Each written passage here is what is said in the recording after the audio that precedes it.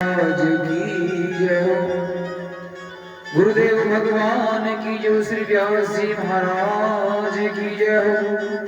श्रीमन नारायण भगवान की, शंकर भगवान की जय, बालाजी महाराज की जय। इष्ट देवता की जय, कुल देवता की जय, नगर बस्ती के देवता की जय, सब संतन की जय, सब भगवान की जय। जय जय श्री राधे। आप सभी भक्तों को राधे राधे, जय श्री कृष्ण। कि वृंदावन सोवन नहीं, नंदगाम सोगा, हर बंसी वट सो वट नहीं, तो कृष्ण नाम सोना। राधा मेरी स्वामिनी, मेरा दे को दास, जन्म जन्म मोह दीजियो, श्री वृंदावन को वास। वृंदावन के वृक्ष को मर्म न जाने कोई, डाल डाल और पात पात पर श्री राधा राधा हो। राधा राधा कहते ही सब बाधा मिट जाए, कोटि जन्म की आपदा तू ना मिलिए सो जाए। पात पात पर राधिका तो कण कण में घनश्याम, अंकित है जिस भूमि पर वो श्री वृंदावन धाम।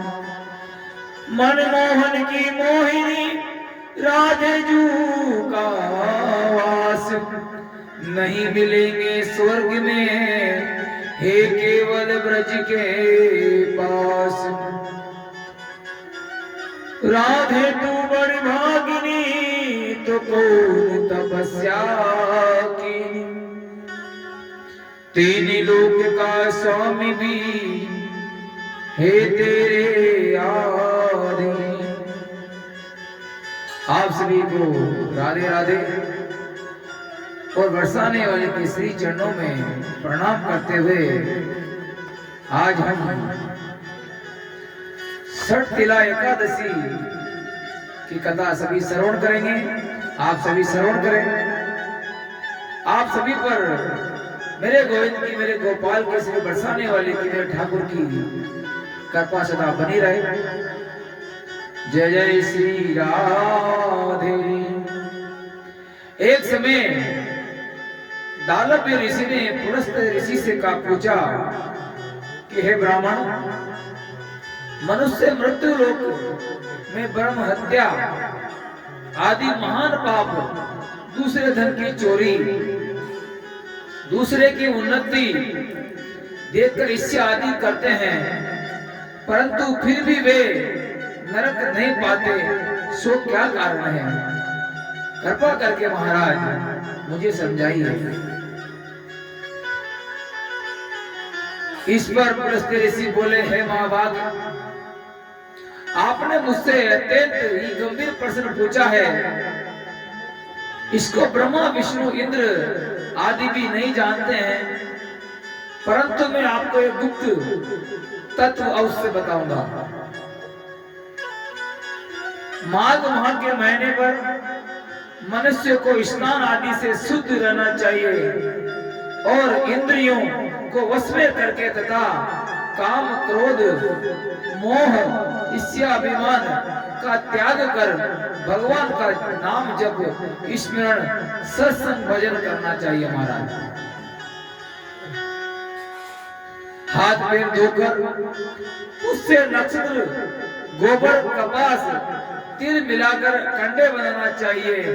वो इन कंडों से 108 बार हवन करे और यदि इस दिन भूल मूल नक्षत्र और द्वादशी हो तो नियम से रहे, स्नान आदि नित्य क्रिया से शुद्ध होकर भगवान की पूजा कीर्तन करना चाहिए महाराज। एकादशी के दिन व्रत और रात्रि जागरण तथा हवन करना चाहिए। दूसरे दिन धूप दीप नैवेद्य से भगवान की पूजा कर और खिचड़ी का भोग लगाना चाहिए। इस दिन कृष्ण भगवान का पूजन करना चाहिए। पेटा, नारियल, सीताफल या सुपारी सहित अर्घ्य देना चाहिए, फिर स्तुति करनी चाहिए। महाराज भगवान आप असर्पों को शरण देने वाले हैं। जाने अनजाने में होने वाले पाप एकादशी महारानी और भगवान की कृपा से कट जाते हैं। महाराज आप संसार में डूबे हुए का उद्धार कीजिए। ये पुंडरीकाक्ष के कमल नेत्रधारी हैं। विश्व भगवान के जगत गुरु आप लक्ष्मी जी सहित मेरे इस तुच्छ अर्घ्य को स्वीकार करो। महाराज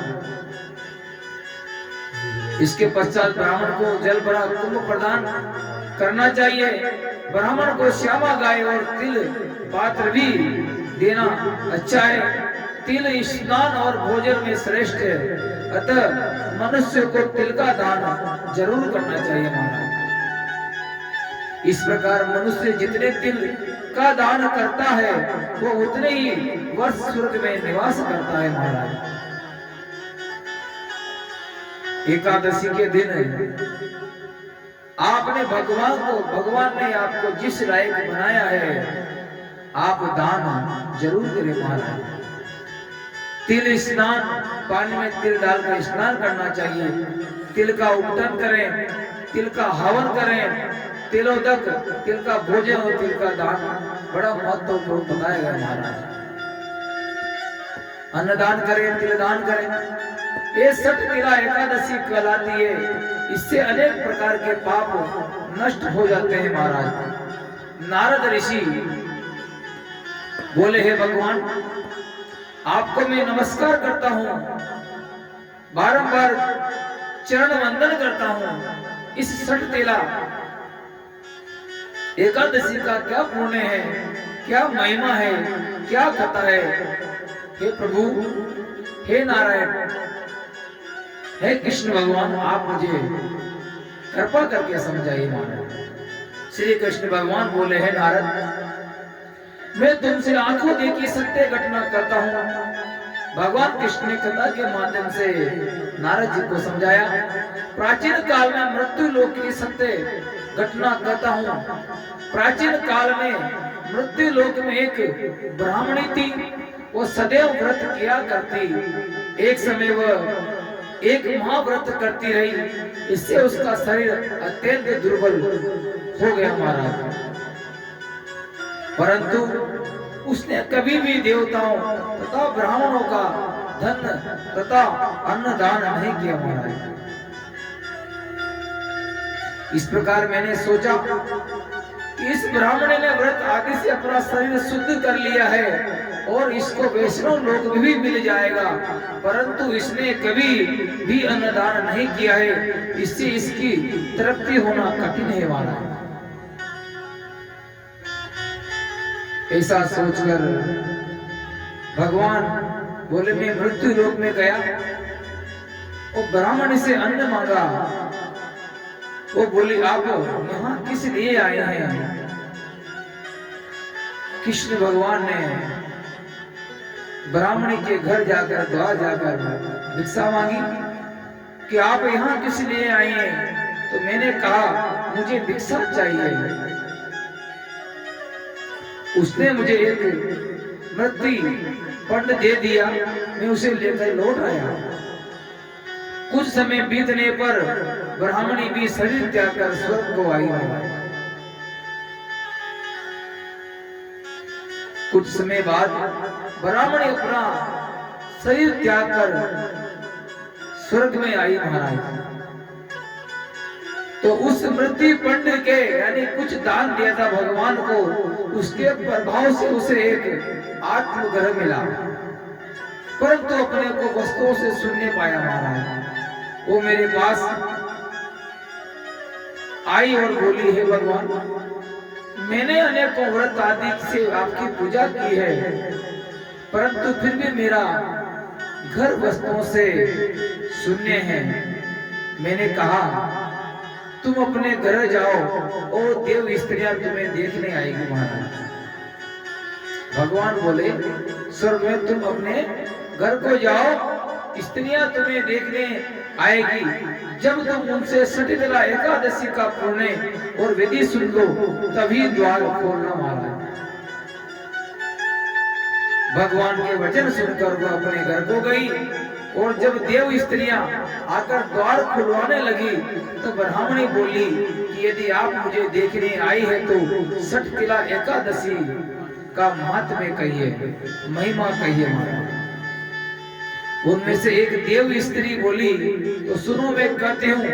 जब उसने सटतिला एकादशी का महात्म्य सुना दिया तब उसने द्वार खोला और देव स्त्रियों ने उसको सब स्त्रियों से अलग पाया।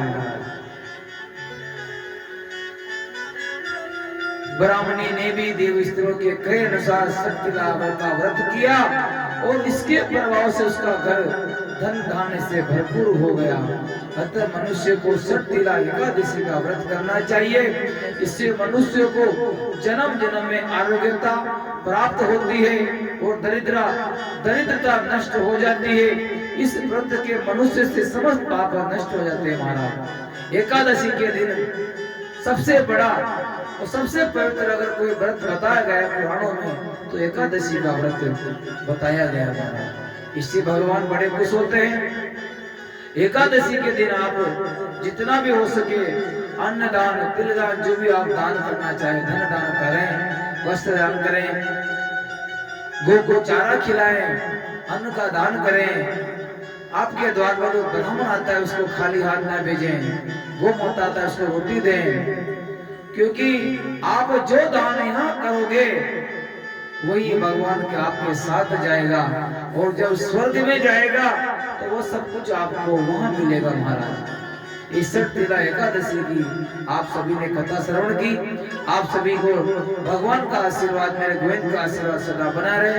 बोलो सटतिला एकादशी महारानी की जय हो। जय जय श्री राम।